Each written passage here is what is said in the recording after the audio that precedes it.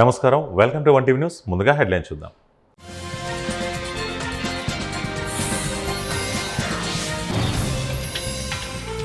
పాక్లో వైద్య సంక్షోభం, ప్రాణాలు వదులుతున్న బాధితులు.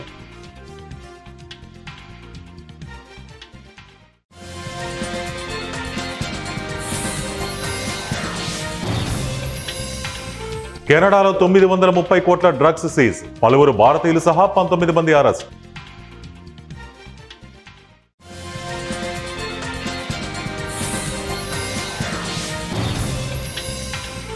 చంద్రుడిపై కుప్పకూలనున్న స్పేస్ ఎక్స్ రాకెట్ శకలం.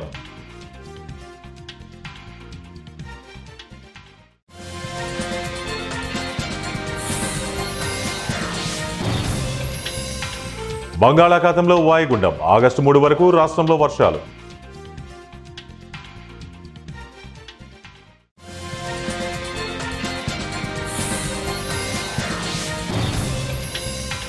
ఫేస్బుక్ లో ప్రధాని మోదీ వీడియో బ్లాక్, క్షమాపణలు చెప్పిన మెటా సంస్థ. బులెటిన్లో బ్రేకింగ్ న్యూస్ చూస్తున్నాం. నీట్ పరీక్ష పేపర్ లీక్ అంశంపై దేశవ్యాప్తంగా సాగిన నిరసన సమయంలో విద్యార్థులపై పోలీసులు జరిపిన లాఠీ చార్జ్ దౌర్జన్యాలపై సుప్రీంకోర్టు తీవ్ర అభ్యంతరం వ్యక్తం చేసింది. ఈ ఘటనలకు సంబంధించి పిటిషన్లపై విచారణ సందర్భంగా అత్యున్నత న్యాయస్థానం పోలీసుల తీరును తప్పుపట్టింది. శాంతియుతంగా నిరసన తెలిపే హక్కును రాజ్యాంగం కల్పించిందని ఈ సందర్భంగా సుప్రీంకోర్టు గుర్తు చేసింది. బులెటిన్లో మరో బ్రేకింగ్ న్యూస్ చూస్తున్నాం. చంబా జిల్లాలో ఘోర రోడ్డు ప్రమాదం చోటు చేసుకుంది. ఒక కారు ప్రమాదవశాత్తు లోయలో పడి ఒకే కుటుంబానికి చెందిన 6 మృతి చెందారు. చనిపోయిన వారిలో 1 ఏడాది వయసున్న చిన్నారి ఉండడం స్థానికుల హృదయాలను తీవ్రంగా కలిచేస్తోంది. ఈ ఘటనకు సోమవారం అర్ధరాత్రి బరమౌర్ పఠాన్కోట్ రహదారి లాహోర్ సమీపంలో జరిగింది. చిన్నారి అనారోగ్యానికి గురి కావడంతో ఆసుపత్రికి తీసుకెళ్లేందుకు ఈ బాధిత కుటుంబం పఠాన్కోట్కు కారులో బయలుదేరింది. చిన్నారి తల్లిదండ్రులు, తాతయ్య, అమ్మమ్మ కలిసి సోమవారం రాత్రి రోడ్డు మార్గాన బయలుదేరగా ఈ ప్రమాదం చోటు చేసుకుంది. బులెటిన్లో మరో బ్రేకింగ్ న్యూస్ చూస్తున్నాం. ప్రముఖ స్టార్ హీరో, జనసేన అధినేత, ఆంధ్రప్రదేశ్ ఉప ముఖ్యమంత్రి పవన్ కళ్యాణ్ సతీమణి అన్నా కొణిదెల తన అధికారిక ఇన్స్టాగ్రామ్ ఖాతా ద్వారా చేసిన సోషల్ మీడియాలో విపరీతంగా వైరల్ అవుతోంది. చాలా కాలంగా తన పేరును తప్పుగా ప్రచారం చేస్తున్నారంటూ తెలిపిన ఆమె తొలిసారి బహిరంగంగా స్పందించారు. అంతేకాదు ఈ మేరకు ఒక సుదీర్ఘ పోస్ట్ను కూడా పంచుకున్నారు. అన్నా లెజ్నోవా అని ఇకపై ఎవరూ పిలవకండని, తనను అన్నా కొణిదెలగానే పిలవాలంటూ అభిమానులను, నెటిజన్లను, అటు మీడియా మిత్రులకు కూడా విజ్ఞప్తి చేశారు. పాకిస్తాన్ రాజధాని ఇస్లామాబాద్లోని ప్రభుత్వ ఆసుపత్రిలో ఇంటెన్సివ్ కేర్ యూనిట్లు పూర్తిగా నిండిపోవడంతో తీవ్రమైన వైద్య ఆరోగ్య సంక్షోభం తలెత్తింది. ప్రాణాపాయ స్థితిలో ఉన్న రోగులకు తక్షణ వైద్యం అందక మృత్యువాత పడుతున్నారు. ఈ దుస్థితి దేశవ్యాప్తంగా పలు ప్రాంతాల్లోనూ కనిపిస్తోంది. కెనడాలోని ఓంటారియాలో రికార్డు స్థాయిలో డ్రగ్స్ పట్టుబడ్డాయి. అధికారులు 930 కోట్ల విలువైన 1.7 టన్నుల డ్రగ్స్ ను సీజ్ చేశారు. ఇందుకు సంబంధించి 19 మందిని అరెస్టు చేశారు. వీరిలో అత్యధికులు భారత సంతతి వారే కావడం గమనార్హం. కెనడాలోని డ్రగ్స్ ను తరలించే అతిపెద్ద అంతర్జాతీయ రాకెట్ను తాము భగ్నం చేశామని పోలీసులు తెలిపారు. నిందితుల్లో మరో 2 పరారీలో ఉన్నారు. ప్రపంచ కుబేరుడు ఎలాన్ మస్క్ స్థాపించిన ప్రముఖ అమెరికన్ అంతరిక్ష సాంకేతిక సంస్థ స్పేస్ ఎక్స్ గత ఏడాది చంద్రుడిపైకి ఒక రాకెట్ను ప్రయోగించింది. 2 ల్యాండర్లను జాబిల్లిపైకి పంపాలన్న ఈ ప్రాజెక్టు విజయవంతమైంది. అయితే వాడేసిన ఒక భాగం మాత్రం కొంచెం దూరంలో తిరుగుతూ ఉంది. అస్థిర కక్షలో వదిలేసిన కారణంగా అది చంద్రుడి వైపు దూసుకెళ్తుంది. ఆగస్టు 5వ తేదీన చంద్రుడిపై ఈ రాకెట్ శరవేగంతో కుప్పకూలిపోనుంది. వాయువ్య బంగాళాఖాతంలో ఏర్పడిన వాయుగుండం బలపడిందని, పశ్చిమ బెంగాల్, ఉత్తర ఒడిశా తీర ప్రాంతాలకు ఆనుకుని ఉన్న ఈ తీవ్ర వాయుగుండం గంటకు 3 కిలోమీటర్ల వేగంతో ఉత్తర దిశగా కదులుతోందని వాతావరణ శాఖ హైదరాబాద్ వెల్లడించింది. దీని ప్రభావంతో ఆగస్టు 3 వరకు రాష్ట్రంలోని పలు జిల్లాల్లో తేలికపాటి నుంచి మోస్తారు వర్షాలు కురిసే అవకాశం ఉందని తెలిపింది. ముఖ్యంగా ఉత్తర, ఈశాన్య తెలంగాణ జిల్లాల్లో భారీ వర్షాలు, హైదరాబాద్లో తేలికపాటి నుంచి మోస్తారు వర్షాలు కురుస్తాయని వాతావరణ శాఖ అధికారులు వెల్లడించారు. వర్షాల నేపథ్యంలో పోలీసులు, ఐటీ కంపెనీలకు పలు సూచనలు చేశారు. ఉద్యోగులు ముందస్తుగా లాగౌట్ అయ్యేందుకు అనుమతించాలని సూచించారు. కేంద్ర ప్రభుత్వానికి మెటా సంస్థ క్షమాపణలు చెప్పింది. ప్రధాని మోదీ వీడియోను ఫేస్బుక్ నుంచి డిలీట్ చేసిన అంశంలో ఆ సంస్థ వివరణ ఇచ్చింది. టెక్నికల్ కారణాల వల్ల ఆ వీడియోను తొలగించినట్లు మెటా సంస్థ అధికారులతో పేర్కొంది. అయితే తొందరపాటు ఆ వీడియోను తొలగించామని, కానీ మళ్లీ ఆ వీడియోను రీస్టోర్ చేసినట్లు మెటా సంస్థ ప్రతినిధి ఒక ప్రకటనలో పేర్కొన్నారు. అయితే ఫేస్బుక్ నుంచి మోదీ వీడియోను తొలగించడం పట్ల ప్రభుత్వం సీరియస్గా ఉన్నట్లు కొన్ని వర్గాల ద్వారా తెలుస్తోంది. మెటా ఇచ్చిన వివరణపై అధికారులు ఆరా తీస్తున్నారు. వరుస క్రమ ఘటనలపై ఫోకస్ పెట్టారు. ఎన్టీఆర్ జిల్లా తిరువూరు పట్టణంలోని 1వ వార్డులో ఇంటింటికి తెలుగుదేశం సంక్షేమం అభివృద్ధి కార్యక్రమం ఎమ్మెల్యే కొలకపూడి ఆధ్వర్యంలో ఘనంగా నిర్వహించారు. ఈ కార్యక్రమంలో పార్టీ నాయకులు కార్యకర్తలు ఇంటింటికి వెళ్లి ప్రజలను కలిసి గత 2 సంవత్సరాలుగా కూటమి ప్రభుత్వం అమలు చేసిన సంక్షేమ పథకాలు, అభివృద్ధి కార్యక్రమాలు వివరించారు. ప్రభుత్వం చేపట్టిన ప్రజా సంక్షేమ కార్యక్రమాలు, మౌలిక సదుపాయం, అభివృద్ధి, ప్రజలకు అందుతున్న ప్రభుత్వ సేవలను ఇంటింటికి చేరవేసే లక్ష్యంతో ఈ కార్యక్రమాన్ని నిర్వహించినట్లు నాయకులు తెలిపారు. ప్రజల సమస్యలను తెలుసుకుని వాటి పరిష్కారానికి కృషి చేస్తామని హామీ ఇచ్చారు.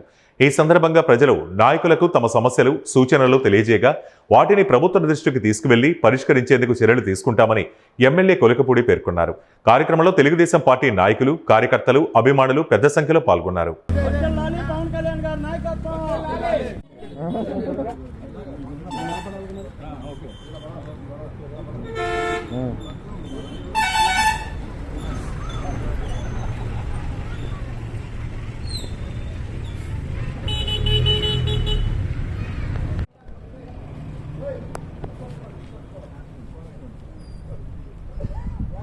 స్లోగన్స్ ఎవర్రా?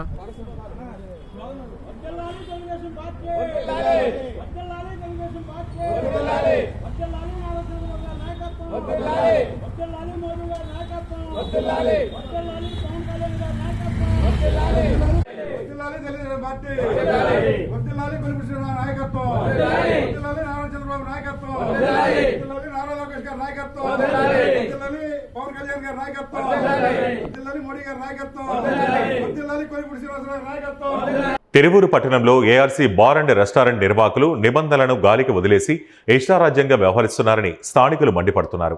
వ్యవసాయ మార్కెట్ కమిటీ ఎదురుగా పవిత్రమైన అయ్యప్ప స్వామి ఆలయానికి కోతవేటు దూరంలోనే బహిరంగంగా రోడ్డుపైనే మద్యం అమ్మకాలు సాగిస్తుండడం స్థానికులు తీవ్ర ఆగ్రహాన్ని రేకెత్తిస్తోంది. దీనివల్ల ఆలయ భక్తులు, ప్రయాణికులు నానా అవస్థలు పడుతున్నారు. అంతటితో ఆగకుండా ప్రభుత్వ స్థలాన్ని కబ్జా చేసి బార్ యజమానులు అనధికారిక నిర్మాణాలు చేపట్టారని, స్పీడ్ కౌంటర్ పేరుతో మరో అక్రమ విక్రయ కేంద్రాన్ని కూడా యథేచ్ఛగా నడిపిస్తున్నారని ఆరోపణలు వెల్లువెత్తుతున్నాయి. ఇంత బాహాటంగా అక్రమాలు జరుగుతున్నా ఎక్సైజ్ శాఖ అధికారులు మౌనం వహించడం అనుమానాలకు తావిస్తోంది. కళ్ళెదిటే నిబంధనల ఉల్లంఘన జరుగుతున్న అధికారులు కళ్లు మూసుకుని కూర్చున్నారని స్థానికులు ఆగ్రహం వ్యక్తం చేస్తున్నారు. బార్ నిర్వాహకుల ఆగడాలకు అధికారుల మౌన సమ్మతికి మధ్య ఏదో లోపాయికారి ఒప్పందం ఉందా అని పలువురు ప్రశ్నిస్తున్నారు. ఉన్నతాధికారులు వెంటనే జోక్యం చేసుకుని అక్రమ దందాపై కఠిన చర్యలు తీసుకోవాలని స్థానికులు డిమాండ్ చేస్తున్నారు.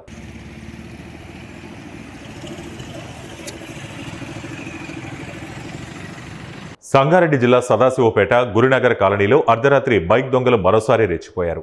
ఈ నెల 6న ఇంటి ముందు పార్క్ చేసి ఉంచిన పల్సర్ బైక్ను ఎత్తుకెళ్లిన గుర్తు తెలియని వ్యక్తులు చోరీ చేశారు. ఈ ఘటనకు సంబంధించిన దృశ్యాలు సమీపంలోని సీసీ కెమెరాల్లో రికార్డయ్యాయి. గతంలో కూడా ఇదే ప్రాంతంలో బైకుల నుంచి పెట్రోల్ దొంగతనాలు జరిగినట్లు స్థానికులు తెలిపారు. వరుస చోరీలతో కాలనీ వాసులు ఆందోళన వ్యక్తం చేస్తున్నారు. బాధితుడి ఫిర్యాదు మేరకు పోలీసులు కేసు నమోదు చేసి సీసీటీవీ ఫుటేజ్ ఆధారంగా దొంగల కోసం గాలిస్తున్నారు.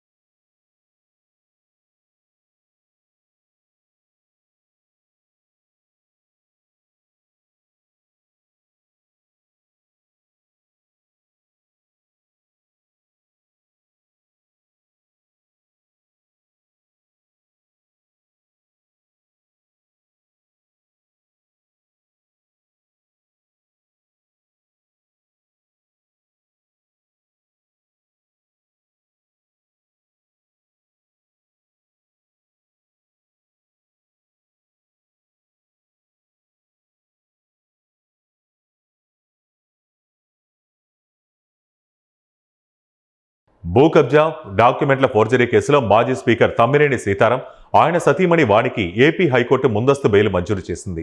ఈ సందర్భంగా స్పందించిన తమ్మినేని తాము కూడా ఈ వ్యవహారంలో బాధితులమేనని తెలిపారు. సబ్ రిజిస్ట్రార్ పరిశీలన అనంతరం చట్టబద్ధంగానే భూమిని కొనుగోలు చేశామని చెప్పారు. ఇప్పటికీ ఈ అంశంపై సివిల్ కేసు నడుస్తున్న సమయంలో క్రిమినల్ కేసు నమోదు చేయడం ఆశ్చర్యకరమని వ్యాఖ్యానించారు. న్యాయ వ్యవస్థపై పూర్తి విశ్వాసం ఉందని, దర్యాప్తు అధికారులకు పూర్తిగా సహకరిస్తానని ఆయన స్పష్టం చేశారు.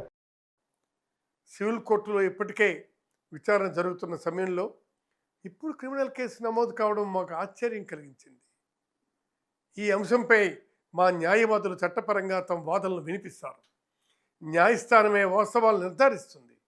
ఈ కేసుల గురించి ఎలాంటి దర్యాప్తు జరిగినా మేము పూర్తిగా సహకరిస్తాం. చట్టం ముందు హాజరవుతాం. అవసరమైన ప్రతి పత్రాన్ని సమర్పిస్తాం. నిజం ఎప్పటికైనా బట్టబయలవుతుంది, బయటపడుతుంది. నమ్మకం మాకుంది. రెండు తెలుగు రాష్ట్రాల్లో ఎల్నినో ప్రభావం కారణంగా తీవ్ర వర్షాభావ పరిస్థితులు నెలకొన్నాయి. అయినప్పటికీ కృష్ణానది మాత్రం జలకలను సంతరించుకుంటుంది. కృష్ణానది ఎగువ పరివాహక ప్రాంతాల్లో కురుస్తున్న కుండపోత వర్షాలతో ప్రియదర్శిని జోరాల ప్రాజెక్టుకు వరద ఉధృతి గణనీయంగా పెరిగింది. వారం రోజులుగా ఎగువ రాష్ట్రాలైన మహారాష్ట్ర, కర్ణాటక పరివాహక ప్రాంతాల్లో విస్తారంగా వానలు పడుతుండటంతో జోరాలకు ఇన్ఫ్లో భారీగా వచ్చి చేరుతుంది. ప్రస్తుతం జోరాల ప్రాజెక్టుకు 32,000 క్యూసెక్కుల ఇన్ఫ్లో నమోదవుతుండగా అధికారులు క్రస్ట్ గేట్లు ఎత్తి వచ్చిన నీటిని వచ్చినట్లే దాదాపు 30,700 క్యూసెక్కులను దిగువకు విడుదల చేస్తున్నారు. జోరాల నుంచి ప్రవాహం నిలకడగా కొనసాగుతుండటంతో దిగువన ఉన్న శ్రీశైలం జలాశయానికి కృష్ణమ్మ వేగంగా చేరుతోంది. మహారాష్ట్ర, కర్ణాటకలోని పశ్చిమ కనుమలతో పాటు భీమా నది పరివాహక ప్రాంతాల్లో భారీ వర్షాలు కురిసే అవకాశం ఉందని వాతావరణ శాఖ హెచ్చరించింది. భీమా నది ప్రవాహాలు కూడా తోడైతే జోరాలకు ఇన్ఫ్లోలు మరింత పెరిగే అవకాశం ఉంది. ఎగువ నుంచి వచ్చే ప్రవాహం భారీగా పెరిగే సూచనలు కనిపించడంతో రాబో రోజుల్లో శ్రీశైలానికి మరింత జలకళ రానుందని నీటిపారుదల శాఖ అధికారులు అంచనా వేస్తున్నారు.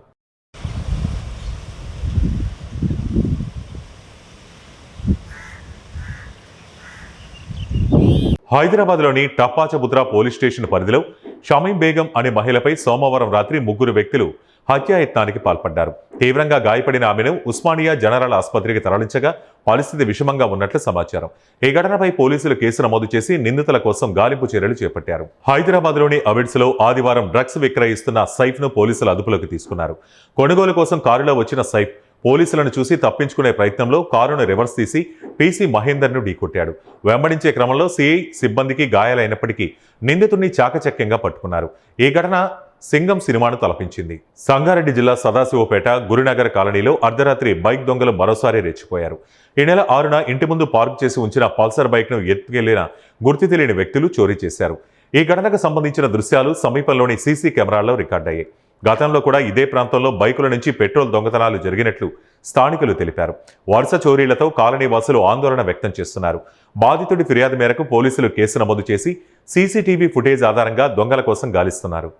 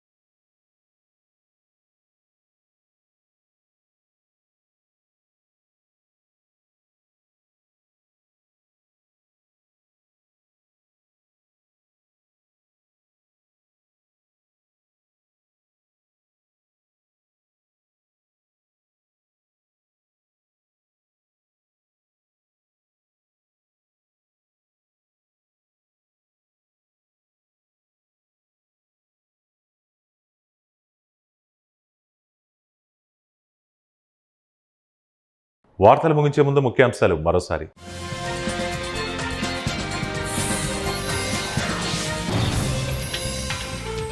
పాక్లో వైద్య సంక్షోభం, ప్రాణాలు వదులుతున్న బాధితులు.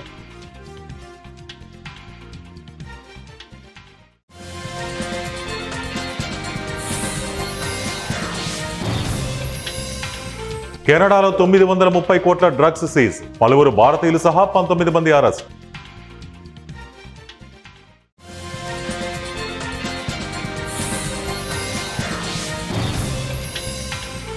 చంద్రుడిపై కుప్పకూలనున్న స్పేస్ ఎక్స్ రాకెట్ శకలం.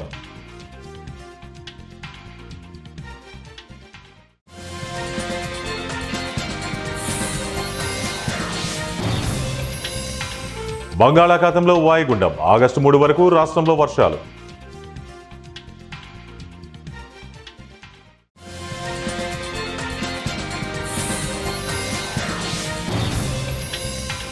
ఫేస్బుక్ లో ప్రధాని మోదీ వీడియో బ్లాక్, క్షమాపణలు చెప్పిన మెటా సంస్థ. ఇవే ఇప్పటి వరకున్న బులెటిన్ అప్డేట్స్. మరిన్ని అప్డేట్స్ కోసం చూస్తూనే ఉండండి 1 టీవీ న్యూస్.